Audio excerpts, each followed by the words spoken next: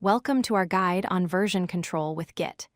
In this video, we're going to explain how to create and list branches using one of the most fundamental Git commands, git branch.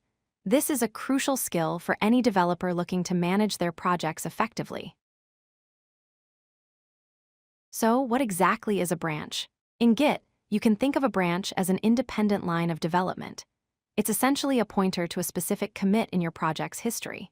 This allows you to create a separate workspace. A good analogy is to think of a branch as a parallel universe for your code. You can freely make changes, add features, or experiment, all without affecting the main, stable version of your project.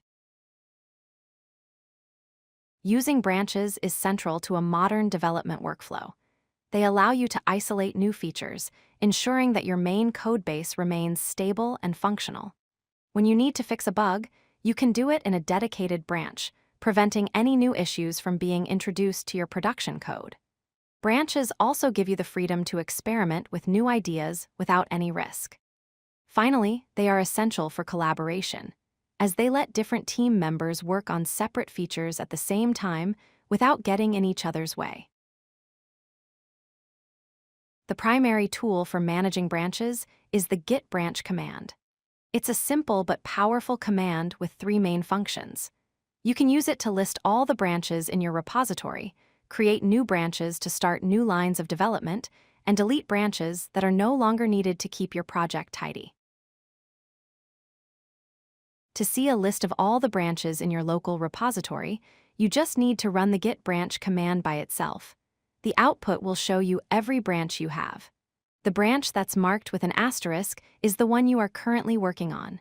It's a quick and easy way to get an overview of your project's structure. To create a new branch, you use the git branch command followed by the name you want to give the branch. When you run this command, Git creates a new pointer with that name, pointing to the exact same commit you are currently on.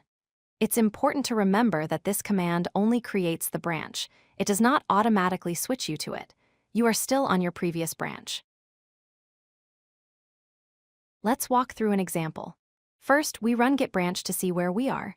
The output shows we are on the main branch. Next, we run git branch feature /add-login to create our new branch. The command doesn't produce any output. Now, if we run git branch again, we can see our new branch, feature add login, is now in the list.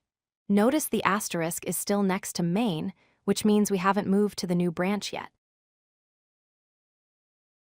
While Git lets you name a branch almost anything, it's a very good practice to follow a consistent naming convention. This makes your project's history much easier for you and your team to read. For example, you can prefix branch names with feature for new functionality, bug fix for fixing errors, or even a ticket number from your project management tool. Good names are descriptive, concise, and typically use hyphens to separate words.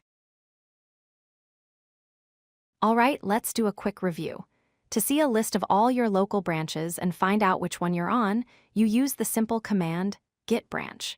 To create a new branch from your current position in the project's history, you use git branch followed by the new branch name. These two functions are the foundation of managing branches in Git. You've successfully created a new branch, but the next logical step is to actually start working inside it. In our next video, we'll cover the essential commands for moving between your branches, git switch and git checkout. Stay tuned to learn how to navigate to your new branch and start coding. If you like this video, hit that like button and don't forget to subscribe. Visit codelucky.com for more such useful content.